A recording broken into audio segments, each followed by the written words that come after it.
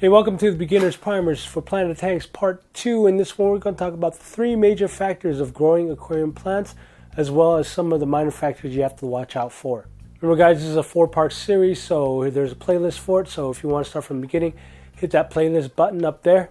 And remember, I'm making these videos based that we're working on a low-tech type of style plant that you're just starting to get into aquarium plants. Later on, I'll get into more advanced stuff with another Planet Tank series. Alright, the 3 major factors to talk about when growing aquarium plants: lighting, CO2, and fertilization. There's also a couple minor factors, we'll get into that later. First, you have to understand how all of these 3 major factors work together as one. I want to try to explain the best I can without all the scientific mumbo jumbo. First, and I think the most important, is lighting. Lighting is what drives the growth of your plants inside your aquarium. So think of it this way: the lower light, the slower the plants will want to grow. Higher lighting, the plants will want to drive to grow harder. So basically, the more light you give the plants, the more that they want to run. Let's just say that. They're running, they're trying to keep up with the intense lighting and doing whatever they can. Sometimes they might shade themselves. That's why some plants turn red when it's too high of a light. That's how you could tell if you have too high lighting, the plants are turning red. Now, again, there's a lot more behind the science of this. I'm just telling you the basics of it and the really layman's terms of it. So remember that lighting is what drives the growth of plants. Alright, this is kind of important, so I want to stop the video here as I didn't explain it correctly when I was recording this. Light is measured in many ways. For our hobby, you will hear watts per gallon and par rating. These are crude ways we hobbyists came up with to try and measure how much lighting we have. The watts per gallon is an outdated and inaccurate way to measure lighting, so use that system with a grain of salt. Par is a more accurate rating system, but the info is hard to come by and it requires expensive tools to measure. The par rating is also not the only factor in determining if you have enough light. Again, this is what you will hear being used as it's the current options we have to measure lighting requirements. How do I know if I have enough light to grow plants? Now that is a good question. Mostly when you buy a setup, the stock light that comes with the aquarium should be enough to grow low lighted plants. I mean, literally low lighted plants. I mean, you're going bare minimum here. One way to do it really is just upgrade your lighting. The problem with Planet Tanks and lighting is that if you go really intense, it gets more expensive. Like I have the Phoenix Stingray up here. It's a cheaper version of the lights compared to the Phoenix Planet Plus or the Ray 2. But this does grow low light to moderate lighted plants really well. And it looks really good for the tank too. But if you want to jump headlong into it, there's like the Planet Plus, there's T5 fixtures and stuff. But again, beyond the scope of this video. Let's assume you have the stock light on the tank setup that you have. Or you're going to go out and do a DIY system for your lighting or what have you, just to give it a little more oomph. There's tons of videos out there about doing your own DIY lighting setup, so I suggest you do a search on it. Maybe I'll have a video out soon about doing DIY lighting and what works good with growing plants. But for now, we're keeping it low light. Second is CO2. You always hear about CO2, the use of CO2. Are you running pressurized CO2? Is it do-yourself CO2? Are you running passive CO2? Are you using liquid CO2 or liquid carbon? Why? Because that's how plants breathe. We breathe in oxygen, we exhale CO2. They breathe in CO2, exhale oxygen. Getting it now? If you're driving them to grow faster, the faster they're running, the more CO2 that they need to keep up that speed. If you're running really, really hard, what happens? You start breathing harder. You need more oxygen to get that stuff running through your system. Same with plants. If you're going to drive their growth with light and make them grow harder, the more CO2 they need to breathe. And that's the best way I could explain it. Since assuming we're doing low lighting again, we don't need CO2. CO2 is already in the aquarium. It's already in your water, out of your tap. As well, your fish also produces CO2. Even though we're talking about low light aquariums with slow growing plants, CO2 does help. There's a way to use CO2 in your tank that's cheap. Usually though, this is better for smaller tanks. Tanks with 20 gallons or less. If you get into bigger tanks, you might need to go into more pressurized CO2. But in our purposes for this video, there's a few ways to do it. Liquid CO2, okay, or liquid carbon actually is what it's called. Secan has a product called Florus Excel. If you watch Aquarium Co-op, he sells Easy Carbon. These are all liquid CO2s. Okay, I know API has one as well. You buy one of those bottles and start dosing your tank with liquid carbon. Now be very careful with liquid carbon. It is known to melt certain plants like jungle val. I hear that a lot, that it melts jungle val. There's also other plants that have been reported that melts with liquid carbon, but I can't really be sure about that. But most plants I hear that does melt is jungle val. The other way is passive CO2. Now Fluval sells the CO2 kits for tanks under, I believe, 20 gallons, and it's a passive diffusing system. Really, all this is this little cylinder of CO2 that you inject into this contraption that holds the CO2 in, and it slowly dissolves into the water. Now, it's nothing like pressurized CO2 where it really drives the CO2 into the water. This passively diffuses in the water, so it does give your plants some CO2. And it does work. It does make your plants grow really lush. Now, the set itself is cheap. It's about $20, $25. And then they sell their cartridges, which is a little expensive to me. Don't actually buy the little CO2 canisters from Fluval itself. You actually buy packages of them, which is cheaper on Amazon, which they use for bicycle inflations or for paintball or something like that. But you buy these, make sure you buy the threaded ones, and they're actually quite cheap. They're about less than $1 each if you buy them in a huge pack. Third option for CO2 is do-it-yourself CO2. I suggest buying a contraption on eBay for about 15 bucks and then mixing your own with citric acid and baking soda. And do-it-yourself CO2 is relatively safe. It's nothing like pressurized CO2 where you might gash a fish. It's really hard to gash a fish doing CO2 this way. But it's cheap and it really gets your tank going. Otherwise, if you're going low tech, you really don't have to worry about CO2. The only time you need CO2 is when you're driving your plants to grow hard with high lighting. Otherwise, it's merely a supplement to make it grow more lush. Now we're going to talk about fertilization next. Now this is a little more touchy subject and can get really advanced and really intense. So I'm just going to lay it down the really easy way. First, there's two ways that plants take in nutrients in your aquarium. Through the substrate or through the water column itself.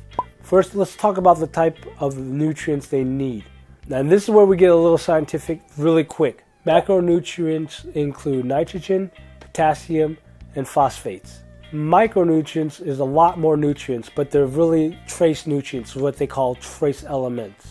Okay, now what each one does really isn't important right now. It'll be more important when you get more into it, when you're more comfortable about hitting the chemistry of it. But just know that there's macronutrients and micronutrients. Now there are some nutrients in your tap water. You'll have to see a water report on that in your area. Most of the time, the nutrient from your tap water is barely enough to keep your plants alive. So that's why we do dose the water column or put in tabs in your substrate. And this is out of the scope of this video, but some people use RO water for the tanks. If you do use RO water, you have to remineralize the water. Not only will it kill your fish, but it will also kill your plants. There's no nutrients in RO water. But this is beyond the scope of this video. If you're using RO water, that's going to have to be a different discussion. There's one thing I could say really quick for the people that are using RO water. Look up GH boosters. Okay, now how do you get these nutrients into your tank? Either into the water column or into the substrate. First, let's talk about substrate. Let's assume that you're watching this video because you want to start putting plants in your aquarium. So that means you have your aquarium already set up. Most likely when you first set up your aquarium, you didn't have substrate that's catered to plants. But that's okay because what you can do is fertilize the substrate. You do that by using root tabs. CChem makes root tab. I know Aquarium Co-op makes easy root tabs. You try those. But you really only need root tabs if you have plants that are really heavy root feeders. For example, in this tank right here, if you see in the corner, that is the Amazon sword. They're heavy root feeders. So I would put tabs under that. You won't only have to do maybe one tab every 2 or 3 months, 3 or 4 months, something like that. Just read the label, they'll tell you how. What if you're about to start the tank? You already learned everything about starting a regular tank. What kind of substrate should you be using if you want to start doing planet tanks? Well, again, you can use regular substrate like regular aquarium gravel, but to really get that plant moving and growing, you use nutrient-rich substrate. The one I always suggest, the one I always use, is 88 aqua soil. It's really nutrient-rich substrate that grows plants really well. Like all nutrient-rich substrate, it does run out after a year or so. After that, you're going to have to start putting root tabs into your substrate, etc., etc. But it does grow plants really well. Other substrates you might look up is contra soil, CChem fluorite. One very popular substrate you're going to hear about is Eco Complete. Now people say it's nutrient rich. It really isn't. Now there's argument about that. I'm towards the school of it not being nutrient rich. There's nutrients in the type of substrate because it's volcanic soil kind of substrate. There's that trace element of nutrients in the substrate, but it's not enough to sustain plant growth. But what it's really good for is the CEC value. The CEC value of substrate is how it can hold nutrient from the water column for substrate use. That's why Eco Complete works really well, is because of its CEC value. The other good thing about Eco Complete, which I really like, is that it has bacteria in it already to help jumpstart the cycle of your tank. That's why a lot of people use it that's starting planted tanks. So is Eco Complete something that you should use for planted tanks? Definitely, sure. Especially if you're going to dose the water column, those nutrients in the water column is going to be held by the substrate itself and slowly released into the substrate for the roots, the plants to grow. Some people even take Eco Complete as the bottom substrate and cap it off with a nutrient high substrate like ADA aqua soil or Seachem fluorite. Before anyone asks, you put about an inch and a half of Eco Complete and then cap it off with your nutrient substrate, about an inch of that. Soil, you can use soil for your tank. It's a little more messy, there's a little more to set up initially, but at the end result, it's usually really good. The nutrients from the soil will feed the crap out of your plants. Sorry for the language, but that's what it will do. Okay, if you read Diane Wallstall's book and you follow her methodology of it, you might be able to even just set up a soil tank without a filtration system, without water or less water changes. But you could use soil, and for that you can watch my 40-gallon series where I'm soiling that tank. Watch Dustin Fish Tanks. He is like a master about soiling tanks and stuff. Okay, we talk about substrate and how to get nutrients into your substrate or using nutrient-rich substrate. Now we're going to talk about dosing your water column. Okay, dosing your water column. There is lots of methods to doing this. There's actually more advanced methods like the EI dosing method I talked about. Some people come up with their own when they know how to read their tank and understand how their plants grow. You could dry dose it, you could liquid dose it. There's a lot of ways to do it. In this video, we're just going to talk about how to do it really simply with all-in-one type of dosing. When I talk about all-in-one methods, I'm talking about fertilization that already has macro and micro nutrients already in the fertilization itself. For example, Aquarium Co-op has something called Easy Green that has the macro and micro nutrients in it. All I had to do is do a squirt per gallon every couple of times a week. Makes it easy. You don't have to do it every day. You just do it a couple of times a week. It has all the nutrients already in it, and that's the easiest way to start. Another option is getting dry fertilization like this macro and micro mix. All you do is take a quarter cup of that and mix it up with 500 milliliters of distilled water, and you get a bottle of it. And what you do is put 1 to 4 drops a gallon per day into your aquarium. Now start with 1 drop each day per gallon and then just start moving up from there. Just see how your plants are growing. The other option, which you need a little more bottles for, is to go in the Seachem way. I'm mentioning this because it's more readily available. You can get it on Amazon. You could probably get it at your local pet store, right? You want a bottle of Seachem Flourish. Remember, Seachem Flourish, not comprehensive, not all the other stuff. Just Seachem Flourish. And then Seachem Potassium, Seachem Nitrogen, Seachem Phosphorus. Dose that per the instructions for the beginners in the bottle. And that's the Seachem's way of dosing your water column with the macros and micronutrients. Now quickly, there's other nutrients. Iron especially you're going to hear a lot about. Now iron, I don't think you have to worry about iron at the get-go. For low lighted plants, you're not going to have to worry about iron too much. But there might be cases where you do have to worry about iron. If your plants have iron deficiency, they'll kind of start to turn yellow. So if that does happen, you need to put iron in your tank. And there's a lot of iron solutions out there like the Seachem iron, the Aquarium Co-op Easy Iron, and you could also go dry ferts. But that's, again, is another scope in another video that we're going to talk about later. And that's 3 major factors of growing aquarium plants. Now there's a couple more minor factors we have to look at and worry about. First is temperature. If you have tropical fish, really you don't have to worry about temperature because your tropical fish is already taking care of that. You need to have a certain temperature for a tropical fish.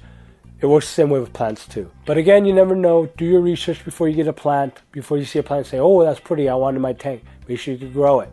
Second is water flow. You got to make sure you have the water flow in your tank to carry the nutrients around the tank to all your plants as well as CO2.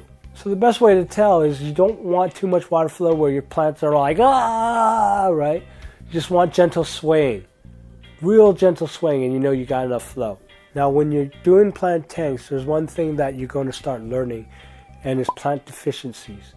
Now, your plants will start acting certain ways when they're starving of certain nutrients. To better understand this and to get you started is to Google simple deficiency plant chart.